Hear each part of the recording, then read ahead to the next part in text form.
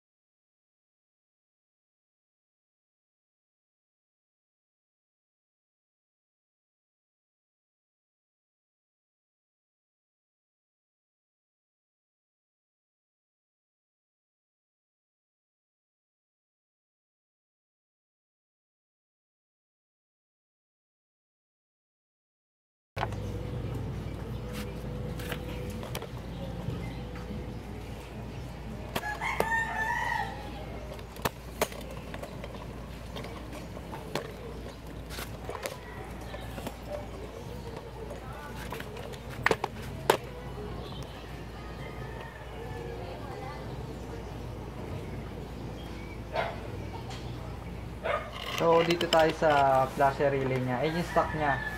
So, papalitan lang natin yan ng bagong flasher relay. May nabibili sa auto shop, motorcycle shop. Ayan. Bili lang kayong bago. Kasi hindi pwede yung stock natin. So, tatanggalin lang natin yan. Then, palitan natin. Saksak lang naman yan. Tapos sabihin mo, flasher relay pang motor. Yan. Tapos ayusin lang natin yung kabit. Saksok ulit natin sa pinakasaksakan niya. Then okay na. Screw muna natin na maayos. Okay guys, dito naman tayo sa wiring ng hazard switch natin. So, kakabit ko lang to. Kahit saan may suksok yan, okay lang naman. Kahit nagbalik-baliktad yan, okay lang din. Kasi wala namang sinusunod na ano yan, polarity. So, kapit ko lang yan. Baka tatanggal, baka susuksok ko na lang or magtatap ako, magkakat ako ng wire or susuksok ko na lang sa socket para hindi na tayo magputol or magdagdag ng wire. So, dito natin kakabit. May kulay green, brown, saka dark brown. Doon natin i-tap yung tatlong wires na switch natin. Kahit nagbalik-baliktad lang, okay lang din. Tignan ko lang kung anong mas magandang way para makabit natin tong mga wires na to dito sa pagtatapan natin. Ang hahanapin lang natin dito is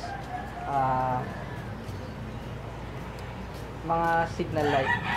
Kung sa iba naman, kung sa ibang motor hanapin nyo lang signal light, left and right, pati yung ground. Tapos ayun na, doon yun na ikakabit yung tatlong wire. Hanapin ko lang kung anong mas magandang gagawin dito para mas malinis tignan.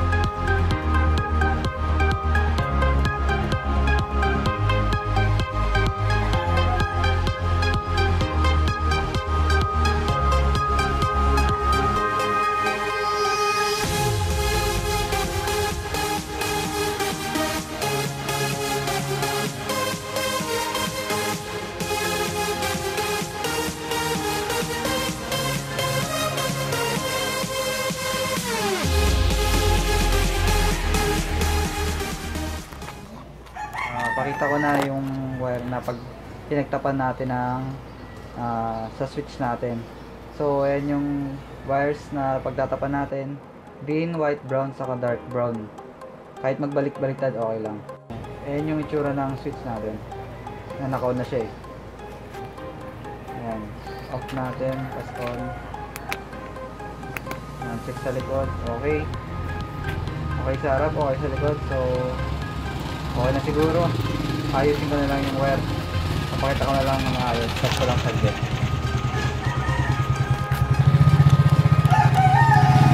So ito na guys, dito ko na nasaksok yung mga natin, wires natin.